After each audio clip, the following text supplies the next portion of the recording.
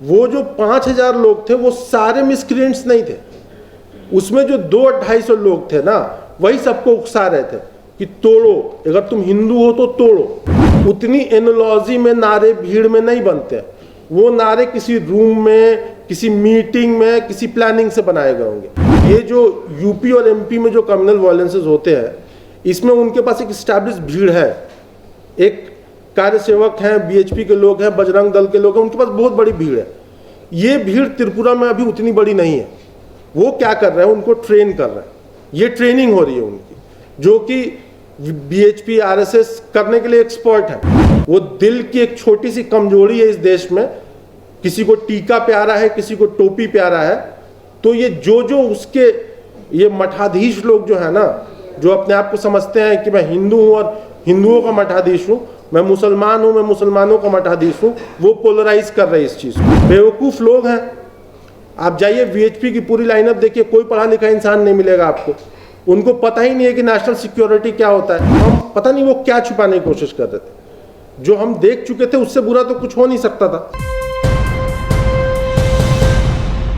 ये जो fact finding team बनी, इसके पहले की कुछ बातें मैं आप लोगों को बताना चाहता हूँ। एक्चुअली जब ये फैक्ट फाइंडिंग हम बात कर रहे थे और जब हमारे दिमाग में, जहन में ख्याल आया कि हम फैक्ट फाइंडिंग करें, उसके पहले भी जिस ऑर्गेनाइजेशन से हम लोग हैं वहाँ ये बातें चल रही थी कि त्रिपुरा के जो ये इंसिडेंट्स हैं जो अभी हो रहे हैं, ये बिल्कुल ही नए हैं। मतलब छिटफुट बाबरी मस्जिद के टाइम में 1 या 2 इंसिडेंट हुआ था, वो पानीसागर सब डिवीजन में ही हुआ था, जो नॉर्थ त्रिपुरा डिस्ट्रिक्ट में है। उसके अलावा कोई इंसिडेंट नहीं वहाँ पे होता था।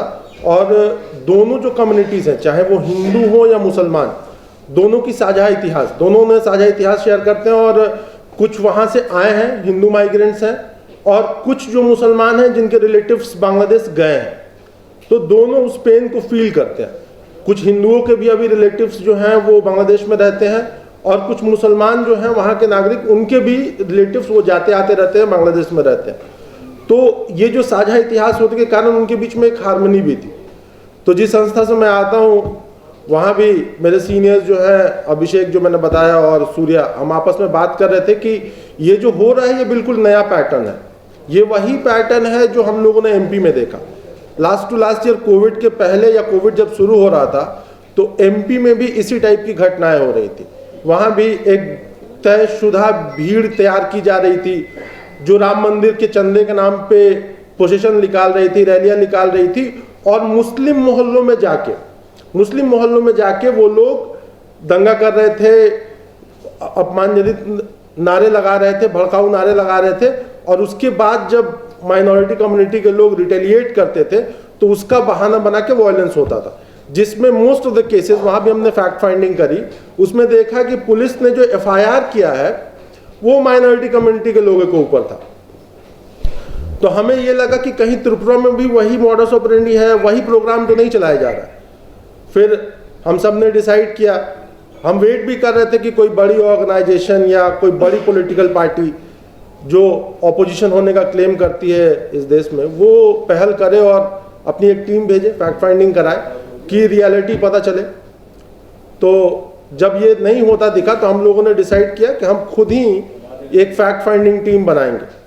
और काफ़ी टफ था क्योंकि हम चारों में से कोई पहले त्रिपुरा गया नहीं था, कभी किसी का कोई दोस्त भी त्रिपुरा में नहीं था।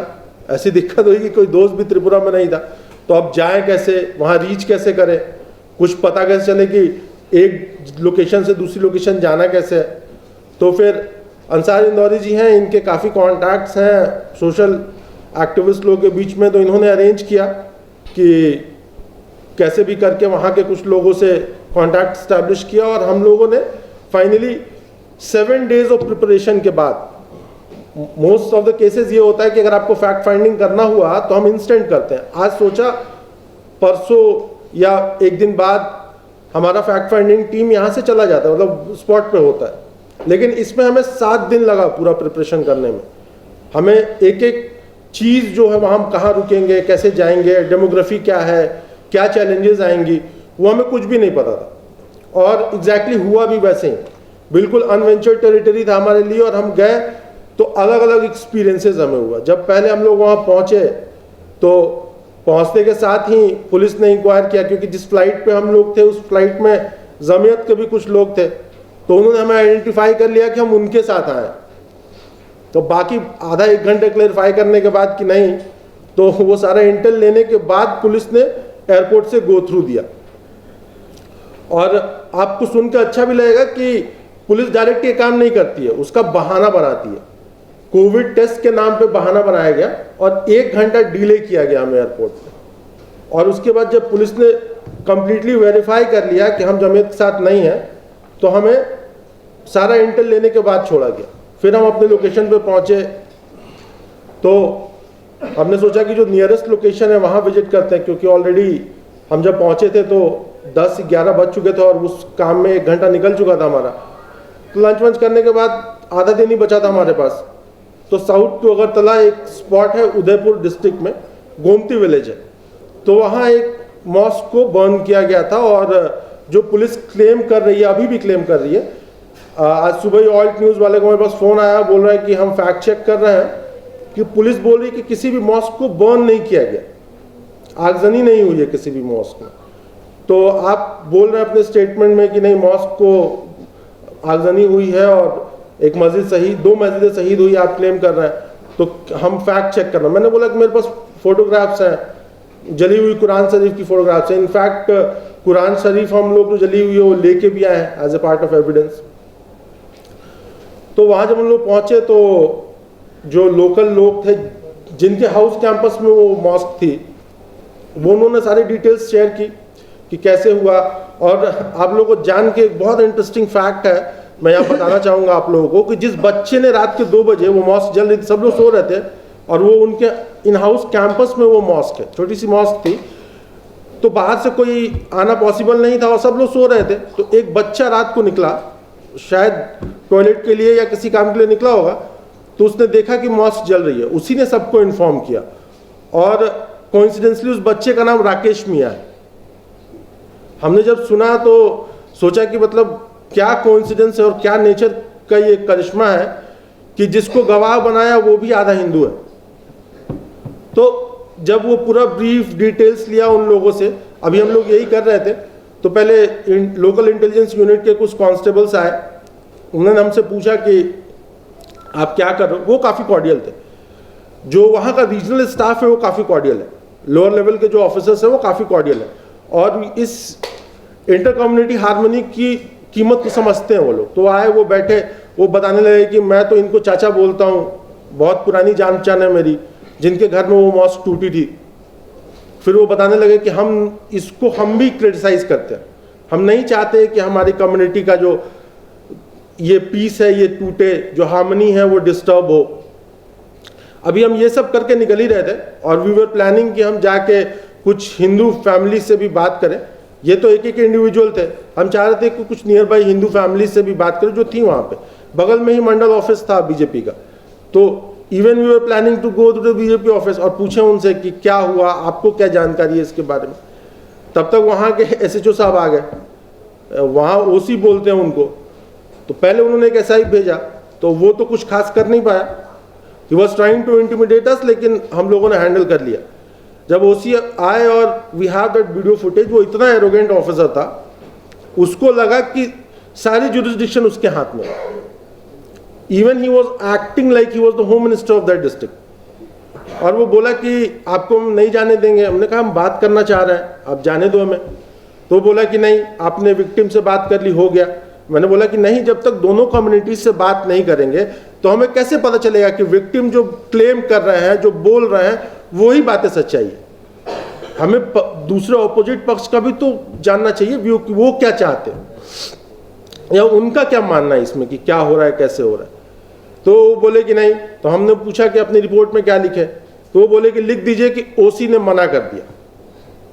तो I was in a mood कि just take a head on, देखते। मैं बोलने वाला था कि ठीक है मैं करूंगा, तुम अरेस्ट करो, लेकिन बाकी टीम मेंबर्स ने बोला कि नहीं, अभी अगर यहीं अरेस्ट हो जाएंगे तो हमारी पूरी फैक्ट फाइंडिंग का पर्पस डिफीट हो जाएगा। तो फिर हम लोगों ने कहा कि ठीक है हम चले जाते हैं। आप विश्वास नहीं करेंगे, जब तक उस डिस्ट्रिक्ट के बॉर्डर को लीव नहीं किया, we are feeling like celebrities. वहाँ का डिस्ट्रिक्ट सुपरिटेंडेंट ऑफ पुलिस जो है वो हमें स्कॉट कर रहा था। We have visuals for that. वो पीछे पीछे उसकी और उसी की गाड़ी ने हमें, उसी ने अपने जुरिसडिक्शन तक छोड़ा और सुपरिटेंडेंट ऑफ पुलिस ने अपने जुरिसडिक्शन तक छोड़ा हमें। और लगा कि कितनी बड़ी पुलिस इमरजेंसी हो गई है।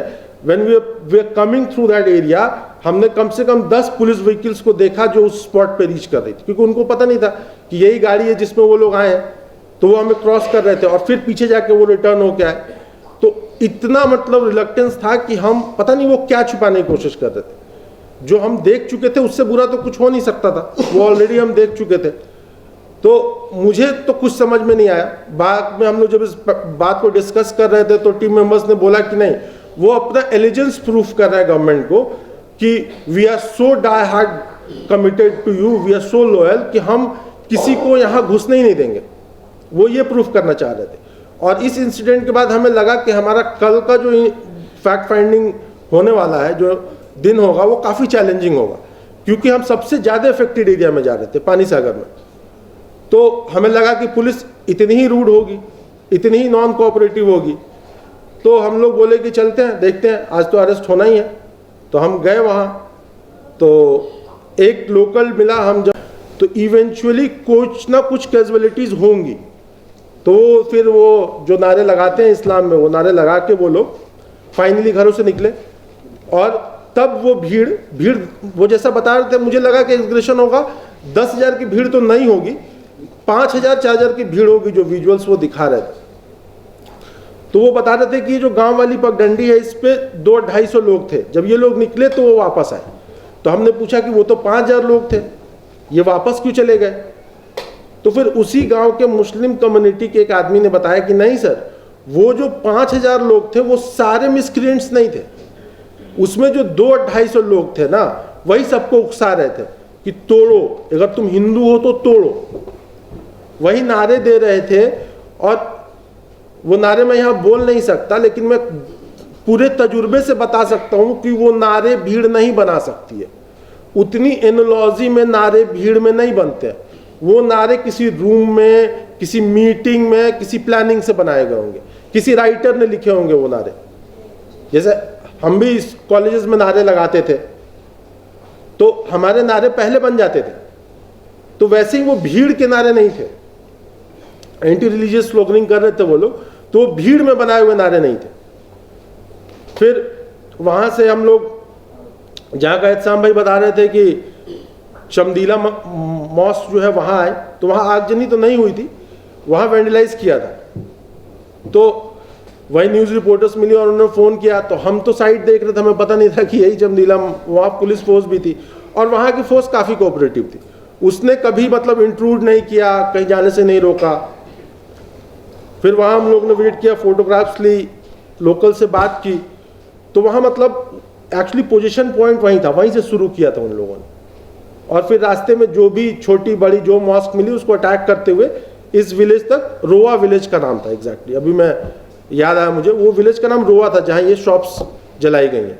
तो वहाँ पहुँचे वो लोग और वहाँ से फिर वो पोजीशन धीरे धीरे डिसग्रेस हो गया, मतलब कम होते चला गया और ख़त्म हो गया। फिर वहाँ से हम लोग एक जगह थी धर्मनगर, वहाँ गए। तो वहाँ क्या हुआ था, वहाँ विंडिक्टिव दिखा, वो मॉब जो वो विंडिक्टिव दिखी। वहाँ जिनके मतलब मॉस्क के बगल वाला घर था, तो उनसे तो बात नहीं हो पाई, उनके ब्रदर इन लॉ से बात हुई। He is an UPSC aspirant. तो उन्होंने बताया, मैंने पूछा कि क्या ये पर्सनल वेंडेटा से किया गया है या फिर ये कम्युनिटी का अगेंस्ट टारगेट है? तो वो बोले कि दोनों हो सकता है, क्योंकि इसमें यह है कि उनकी हमेशा जो मेजॉरिटी कम्युनिटी है उनसे किसी ना किसी बात पे वो उनको परेशान करते हैं और ये लोग अपोज करते हैं, क्योंकि उनके father in law practising advocate है, उन्हीं के ऑफिस में बैठ के ये बात हो रही थी। तो वो इतने ईमानदार थे कि उन्होंने कहा कि नहीं, हम इसको कम्युनिटी पे अटैक नहीं मान सकते, क्योंकि ऐसे इंसिडेंट 3 महीना पहले हुए थे। तो हम ये नहीं बोलेंगे कि हर कोई जो माइनॉरिटी कम्युनिटी से है वो चीज़ों को बढ़ा चढ़ा के बना के बोल रहा था। मुझे लगा कि सच्चाई है उनमें। तो जो हम पूरा शुरुआत जो दिन की थी हम लोगों ने, हम एडमिनिस्ट्रेशन को सोच रहे थे कि हमें फेस करना पड़ेगा, शायद फाइट आउट भी करना पड़ेगा, उस दिन पूरा स्मूथ रहा। और सबसे आखिरी में जो मतलब दोपहर के 2-3 बज रहे थे, we were planning to go to Kailashahar, तो हमने सोचा कि वहाँ 144 लगा हुआ था, तो हमने सोचा कि डीएम को इन्फॉर्म कर देते। तो हमने डीएम का नंबर पता कराया और I think mister Chakma was the DM over there, कोई मिस्टर चाकमा वहाँ डीएम है। मैंने उनको कॉल किया, उनको बोला कि ऐसा ऐसा है कि आपके शायद डिस्ट्रिक्ट में किसी माइनॉरिटी कम्युनिटी के बंदे को चाकू मार दिया, तो हम हाँ एक बार आके देखना चाहते हैं। तो उन्होंने बोला कि सर ज़रूर आइए, और वो बताने लगे वो कि ऐसा ऐसा हुआ, सारे इंसिडेंट जो कि वेरियस चैनल से हमें पता चल रहा था, उन्होंने बताया कि ऐसा ऐसा हुआ है, जो कि माइनॉरिटी कम्युनिटी के लोग भी वही बता रहे थे। और उन्होंने बोला कि ये इंसिडेंट हुआ, उसके बाद मैंने दोनों कम्युनिटीज़ की मीटिंग कराई और पीस इस्टेब्लिश करने की कोशिश कर रहा हूँ। और उन्होंने फिर मुझे सजेस्ट किया कि अभी तो काफ़ी लेट हो गया है, आप आएंगे तो शाम हो जाएगा और it will not be safe कि आप शाम में आए, आप कल आइए, I will be available by 11 in my office और मैं आपकी सिक्योरिटी अरेंजमेंट्स कर दूंगा। फिर हमने सोचा कि जब दोनों रिपोर्ट्स मिल रही हैं, माइनॉरिटी की भी, पुलिस एडमिनिस्ट्रेशन भी मान रहा है कि हाँ इतना ही हुआ है, ऐसा ही हुआ है, तो फिर जाने का कोई पॉइंट नहीं है, हम इसी को अपनी रिपोर्ट में लिख देंगे। हम वापस अगरतला आ गए। तो अर्ली नेक्स्ट मॉर्निंग उनके ऑफिस से फ़ोन आया और उन्होंने बोला कि सर आप आने वाले थे और आपका सिक्योरिटी अरेंजमेंट करने के लिए बोला था साहब ने, कि आप कब आ रहे हैं। तो मैंने बोला कि नहीं, हमें वो जो आपके साहब से बात हुई तो हमें पता चला कि सब कुछ जो है जैसा हमें पता चला वैसा ही उन्होंने भी बताया, तो अब कोई कॉन्ट्रडिक्शन नहीं है, तो हम नहीं आएंगे, हम इसी पे अपनी रिपोर्ट ख़त्म कर देंगे। तो मेरा अपना परसेप्शन क्या है, और हम चारों लोग डेमोक्रेट्स हैं तो सब एक दूसरे की व्यू को बहुत इज्जत करते हैं। तो मेरा क्या है कि ये जो यूपी और एमपी में जो कम्युनल वायलेंसेस होते हैं, इसमें उनके पास एक स्टैब्लिश भीड़ है, एक कार्य सेवक हैं, बीएचपी के लोग हैं, बजरंग दल के लोग हैं, उनके पास बहुत बड़ी भीड़ है। ये भीड़ त्रिपुरा में अभी उतनी बड़ी नहीं है। वो क्या कर रहे हैं, उनको ट्रेन कर रहे हैं, ये ट्रेनिंग हो रही है उनकी, जो कि बीएचपी आरएसएस करने के लिए एक्सपर्ट हैं। वो लोग ब्रेन वॉश कर देते हैं लोगों को, इतना एंटी माइनॉरिटी सेंटिमेंट्स बना रहा है। आपको बताऊंगा, जो रात में एक मुस्लिम फैमिली से डिनर का इनविटेशन आया, तो हम लोग गए वहाँ पे और काफ़ी टायर्ड थे और अगले मॉर्निंग प्रेस कॉन्फ्रेंस थी अगरतला में, तो वी वर प्लानिंग कि हम जल्द से जल्द इस डिनर को वाइंड अप करके और होटल जाके सो जाए। तो जैसे ही हम लोग हाफ एन आवर लगा होगा डिनर करके बाहर निकले, तो वो जो फैमिली है वो इकलौती या ये एक दो फैमिलीज हैं उस मोहल्ले में जो माइनॉरिटी कम्युनिटीज हैं। बाहर पहले तो 4-5 लोग आए और वो पूछने लगे, ये अपने शू लेसेस बांध रहे थे अमित भाई, कि जो होस्ट थे उनसे पूछा कि ये लोग कौन है, तो वो थोड़ा अनकंफर्ट, डर गया बेचारा। तो अमित भाई ने पूछा कि आपको क्या मतलब है, and on this particular statement he picked up A fight.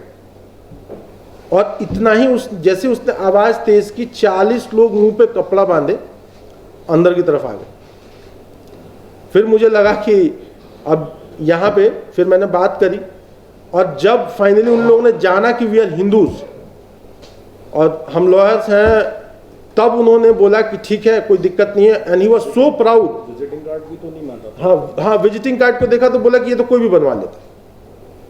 और ये करने के बाद ही वाज सो प्राउड, वो मुझे बूस्ट कर रहा था कि देखिए ये बॉर्डर स्टेट है, यहाँ कुछ भी गड़बड़ हो जाएगी तो आप लोग नहीं आएंगे दिल्ली से। मुझे पूरा यकीन हो गया था कि लिंचिंग न्यूज़ में पढ़ते हैं, अब न्यूज़ बनने का टाइम आ चुका है, लेकिन fortunately because of these 2 guys हमको कोई हार्म नहीं हुआ। तो वो इतना मतलब उसको एक बार भी नहीं लग रहा था कि वो कुछ बुरा कर रहा है, वो शेमफुल नहीं था। इतना बताने के बाद भी कि मैं हिंदू हूँ और इनके कॉज के लिए लड़ रहा हूँ, आपको ये नहीं करना चाहिए, उसके बाद भी वो बोल रहा है कि ये बॉर्डर स्टेट है, आप नहीं आएंगे दिल्ली से, हमें देखना पड़ता है। तो मैंने पूछा उससे कि आप ये बताइए कि आपके यहाँ कोई गेस्ट आएगा तो will you give them right कि वो आपसे पूछे कि ये कौन आया आपके यहाँ, आप देंगे? तो वो सुनने के लिए तैयार नहीं था। और छोटे छोटे बच्चे थे, मैं आपको बताऊं, दे वर सो वेंजेटिव कि एक के कंधे पे मैंने हाथ रख दिया तो वो बोला दादा ये मुझे अच्छा नहीं लगा। मैंने कहा कि अरे ऐसा क्या कर दिया मैंने, और he will be hardly 18 to 19 years old. फिर मैंने बोला कि ठीक है भाई, तुम बताओ तुम्हें क्या अच्छा लगता है वही कर दूं मैं। तो उनके पास कोई जवाब नहीं है उनके पास। तो वही मैं बोल रहा हूँ, ये प्रोग्राम जो है ना, ये दिमाग तक पहुंचाया जा रहा है। वो दिल की एक छोटी सी कमजोरी है इस देश में, किसी को टीका प्यारा है, किसी को टोपी प्यारा है, तो ये जो उसके ये मठाधीश लोग जो है ना, जो अपने आप को समझते हैं कि मैं हिंदू हूं और हिंदुओं का मठाधीश हूं, मैं मुसलमान हूं, मैं मुसलमानों का मठाधीश हूं, वो पोलराइज कर रहे हैं इस चीज को। और ये जो सेंटिमेंट्स है ये आरएसएस उस स्टेट में लगा रही है जो अपने देश का बॉर्डर स्टेट है। ये अगर वहां पीस एंड हार्मनी डिस्टर्ब हुई तो नेशनल सिक्योरिटी थ्रेट में आएगी। तो इनको बेवकूफ लोग हैं, आप जाइए वीएचपी की पूरी लाइनअप देखिए, कोई पढ़ा लिखा इंसान नहीं मिलेगा आपको। उनको पता ही नहीं है कि नेशनल सिक्योरिटी क्या होता है। उनको बस ये पता है, अभी आप लोग ने कुछ दिन पहले ही न्यूज में देखा होगा कि हमारी जो आज़ादी है 99 साल की लीज पे है, जाने वाली है। और बहुत लोग खुश भी होंगे कि 25-26 साल बचे हैं, ब्रिटिश सिटीजनशिप मिल जाएगी। वैसे ही बहुत लोग, आधे लोग परेशान रहते हैं, किसको अनएम्प्लॉयमेंट बोनस नहीं चाहिए, हमें भी चाहिए भाई, बना दो ब्रिटिश सिटीजन। तो उस टाइप के ही आइडियोलॉजी के लोग हैं जिनको पढ़ाई लिखाई उनके लिए कोई काम की चीज़ नहीं है, उनके लिए फेसबुक ही यूनिवर्सिटी है, व्हाट्सएप ही यूनिवर्सिटी है। तो ये प्रोपेगेंडा चल रहा है। और जो पहले के लोग हैं जो वहाँ रह रहे हैं, आपको एक छोटी सी बात कह के मैं ख़त्म करूँगा। वहाँ एक मुस्लिम कम्युनिटी से बंदा मिला, वो मुझे बता रहा था कि मैं आपको बताऊं कि हमारे जितने भी जानने वाले जो पार्टीशन में पाकिस्तान चले गए, वो सारे कोई बीमारी से मर गया, कोई किसी चीज़ से मर गया, कोई जिंदा नहीं है। मैं जिंदा हूँ, मैं यहाँ रह गया, मैं जिंदा हूँ। तो बोला कि अल्लाह का करम उसी के ऊपर है जिसने अपनी धरती के साथ वफा किया। ये मैं बोल रहा हूँ, ये वीडियो पे होगा शायद, और ये उसके लाइन्स हैं। तो मैंने वही सोचा कि ये आदमी इस नेशनैलिटी को इतना चेरिश कर रहा है, बीइंग एन इंडियन, हम लोग अगर उसके साथ इतना हेट्रेड उसको देंगे तो हम क्या कर रहे हैं। वास्तव में वो लोग एंटी नेशनल हैं जो एक ट्रू नेशनलिस्ट को इस देश में पिटी फील करा रहा है, उनको एट स्टेक रख रहा है कि तुम सेकेंड क्लास सिटीजन हो। तो ये जो चीज़ है, ये मेरे पूरे जर्नी के लिए सबसे लैंडमार्क एक्सपीरियंस था कि एक बंदा जो इतना चेरिश कर रहा है, उससे उसकी नागरिकता का साक्ष्य नहीं मांगना चाहिए कि तुम कितने इंडियन हो। वो उतना ही इंडियन है जितना मैं हूँ। और जो लोग भी इस गलत फहमी में हैं कि मुसलमान है, तो आप भी तो हिंदू हो, वो अपने दीन को मानता है, आप भी अपने धर्म को मान रहे हो। हाँ, जिस दिन आप नेशनलिटी के लिए इस दिन राजी हो जाओ, तैयार हो जाओ कि मैं अपना धर्म छोड़ दूंगा, तो मांगना उससे कि तुम अपना दीन छोड़ दो। तो इस देश के हिंदू भी तो अपना धर्म छोड़ने के लिए तैयार नहीं है, मत छोड़े, तो उनको भी करने दीजिए, उनको भी प्रैक्टिस करने दीजिए।